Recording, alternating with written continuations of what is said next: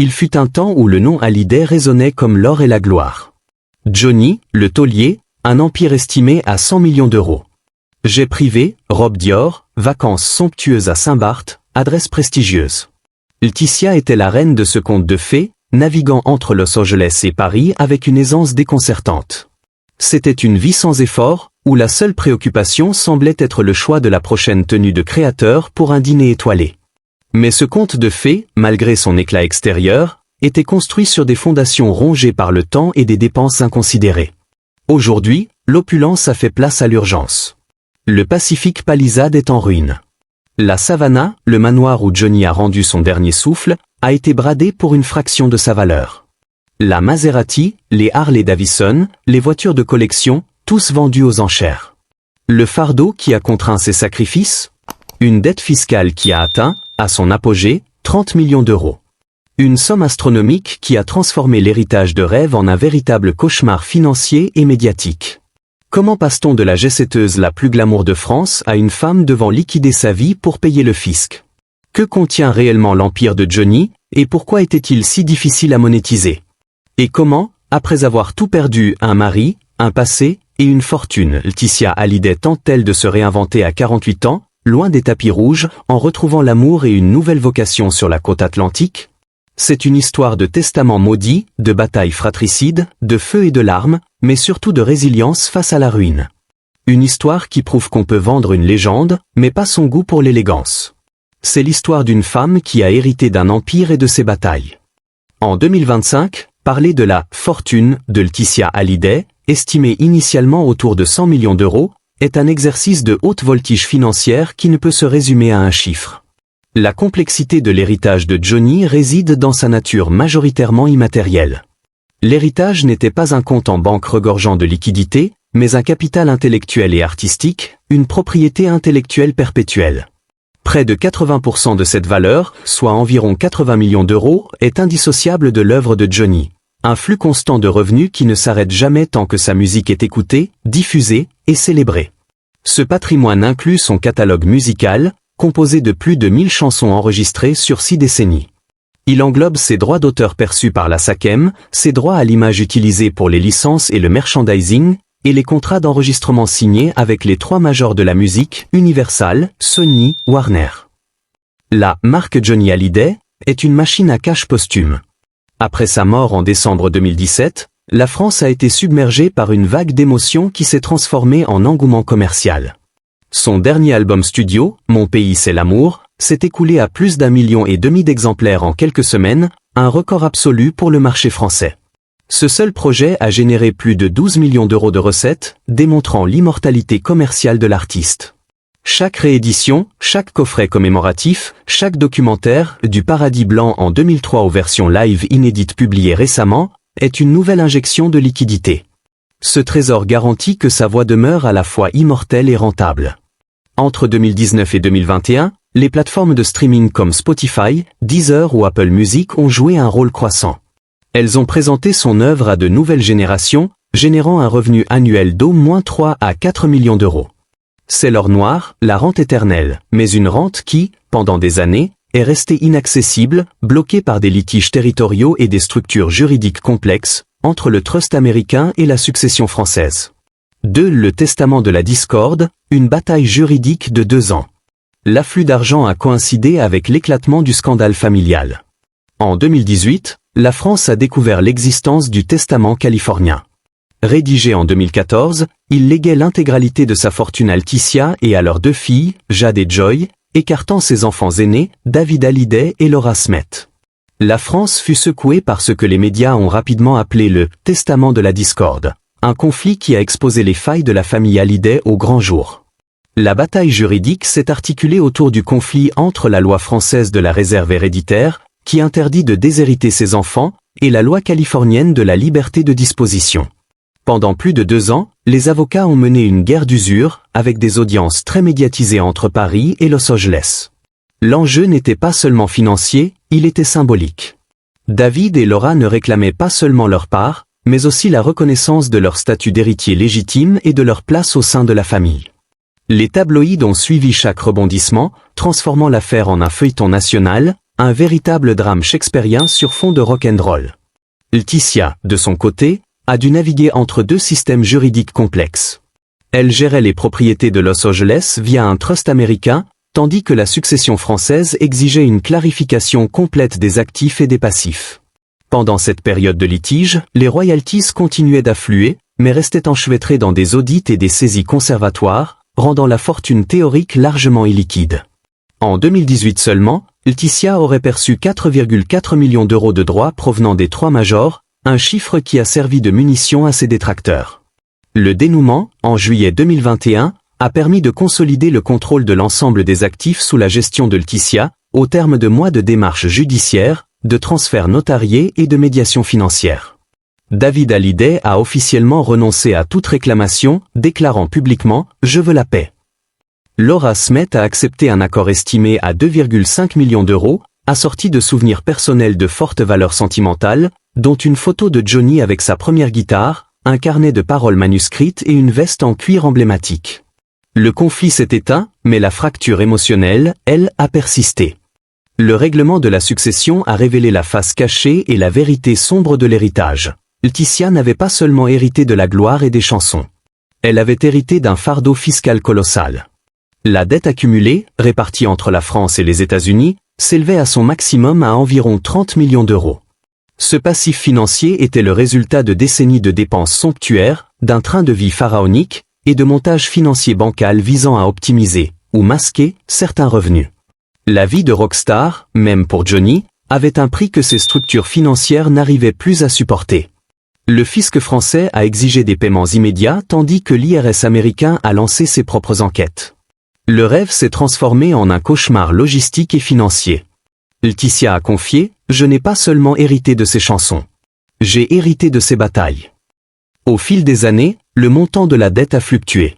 L'équipe juridique de Laetitia a engagé une négociation acharnée avec le fisc. En 2024, elle a tenté de négocier un accord, proposant un versement immédiat de 1,9 million d'euros contre un effacement partiel de la dette. L'offre fut refusée, le fisc restant inflexible sur le principal. L'administration a néanmoins consenti à annuler plusieurs millions d'euros de pénalités, reconnaissant les circonstances personnelles exceptionnelles et les importants sacrifices financiers déjà consentis, notamment la vente d'actifs. Malgré cela, les 7,7 millions d'euros restants planent toujours au-dessus d'elle, avec des intérêts croissants et des échéances qui se resserrent. Le seul moyen de s'en sortir est la liquidation, froide et méthodique, de tout ce qu'ils avaient construit ensemble. L'héritage de Johnny Hallyday est devenu une hypothèque sur la vie de Laetitia.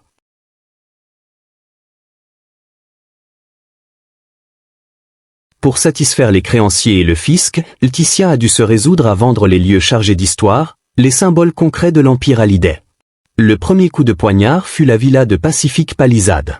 Achetée et rénovée avec Johnny en 2009 pour environ 14 millions d'euros, cette maison de 500 mètres carrés était leur refuge en Californie, un endroit où ils avaient passé leurs derniers instants heureux pendant la maladie du chanteur. Moins de 2 ans après sa mort, Laetitia l'a vendue, dans la précipitation, à un prix largement inférieur à sa valeur initiale, une transaction qui fut perçue comme un signe d'urgence financière. Puis, il y a eu la Savannah à Marne-la-Coquette. Ce manoir de 1000 mètres carrés, le lieu même où Johnny Hallyday a rendu son dernier souffle en décembre 2017.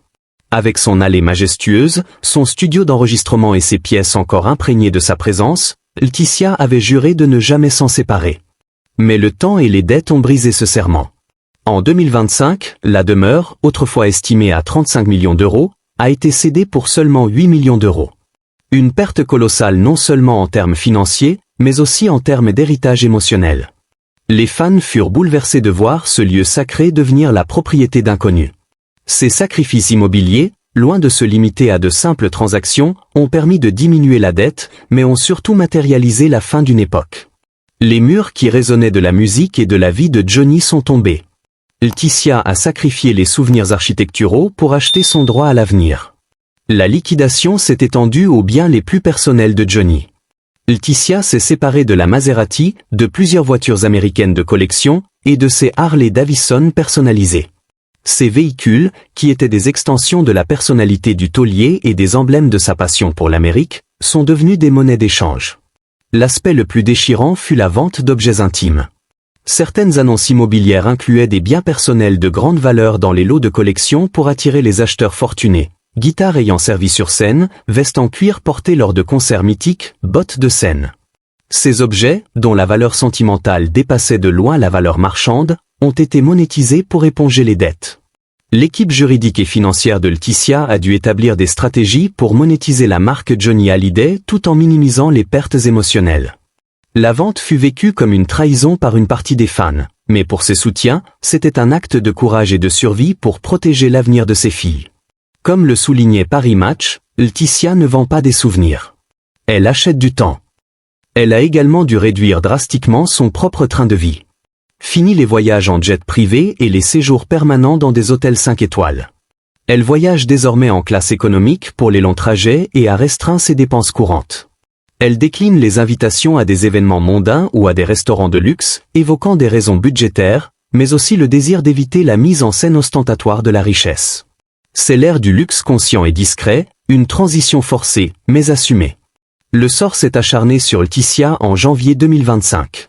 Un immense incendie ravage la villa qu'elle avait récemment achetée à Pacific Palisades, une propriété destinée à devenir le nouveau foyer familial.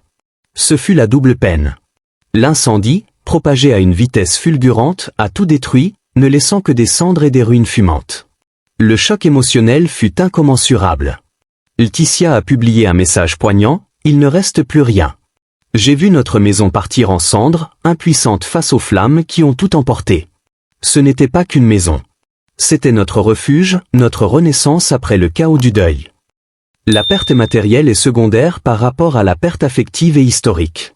À l'intérieur de la maison se trouvaient des biens irremplaçables, des enregistrements inédits de Johnny Hallyday, des photos jamais publiées, des paroles manuscrites, des décennies d'albums de famille et de vidéos précieuses de l'enfance de Jade et Joy.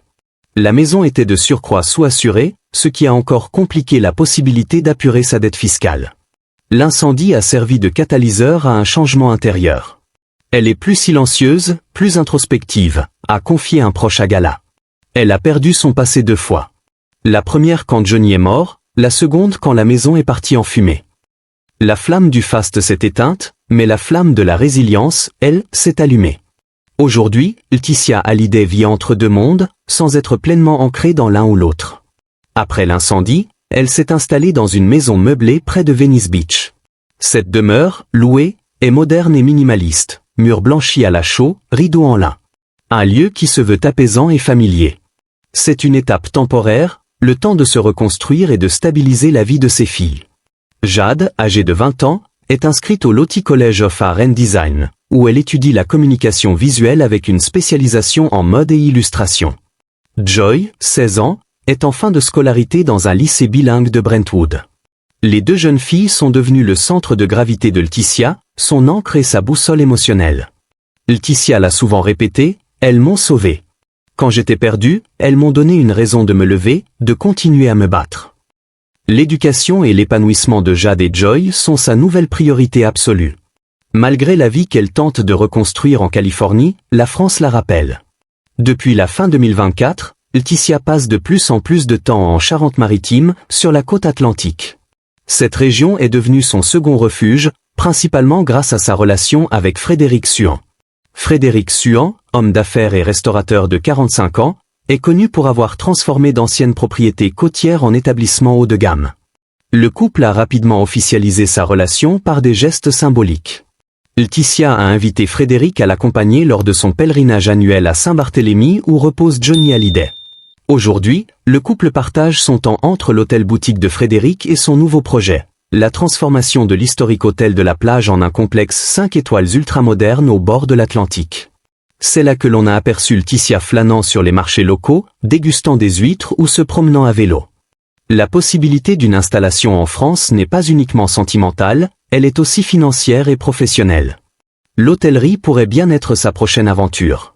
Le Trust Laetitia Marie Smet, LMS, bien qu'ayant vu la majorité de ses actifs immobiliers liquidés, conserve une valeur suffisante pour soutenir de nouveaux projets d'investissement.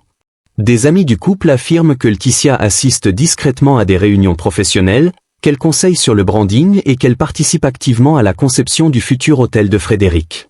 Si elle décidait d'y investir officiellement, elle ne serait plus seulement la veuve célèbre. Elle deviendrait Laetitia Smet, femme d'affaires, partenaire et créatrice de sa propre légende.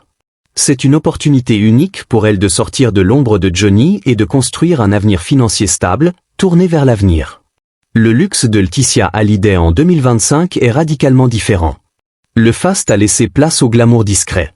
Son style, plus sobre et mûri, est devenu une déclaration silencieuse.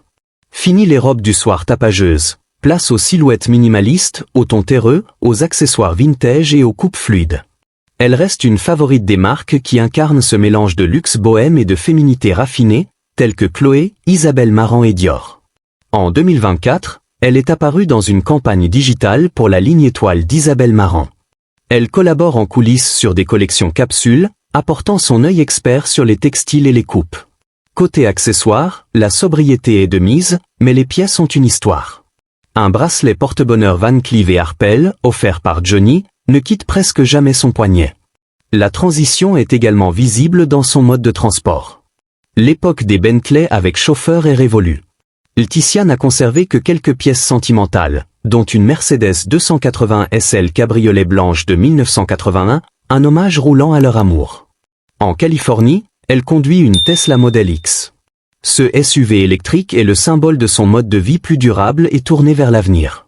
Le bruit du V8 a été remplacé par le silence électrique. Un changement qui incarne parfaitement la nouvelle ère Hallyday. Le véritable fil de survie de Laetitia Hallyday en 2025 est l'héritage musical de Johnny. En juin 2026, elle devrait enfin récupérer l'intégralité des revenus liés aux droits d'auteur, après avoir payé les millions d'euros de dettes fiscales. Johnny demeure l'un des artistes posthumes les plus vendus. Sa succession continue de générer des millions. Laetitia a le devoir, et la responsabilité financière, de protéger ce legs. En parallèle de cette gestion financière, Laetitia reste très engagée dans l'humanitaire. Sa fondation, La Bonne Étoile, poursuit ses activités. Elle utilise sa plateforme pour parler de résilience, d'épreuves et de la nécessité de se reconstruire. En public, elle est la veuve, la gardienne de la flamme Hallyday. En privé, elle est avant tout maman, une femme d'affaires en devenir. Laetitia Hallyday a vendu les demeures, surmonté les procès, affronté la ruine et la douleur de l'incendie de 2025. Elle a liquidé son passé pour acheter son avenir. Ce qui subsiste aujourd'hui, c'est une femme qui a été forcée de se dépouiller de tout le superflu pour se concentrer sur l'essentiel. Le conte de fées s'est achevé dans les flammes, mais une nouvelle histoire est en train de s'écrire. Elle n'est plus la figure fragile des tabloïds, mais une survivante qui utilise l'héritage de Johnny pour construire son propre empire, sous le nom de Laetitia Smet. Alors, qu'en pensez-vous ? Est-ce le grand retour d'une battante, la preuve que la résilience est la seule vraie richesse, ou le dernier chapitre d'une légende qui s'efface ? Dites-le nous en commentaire et n'oubliez pas d'aimer et de partager si cette histoire vous a touché.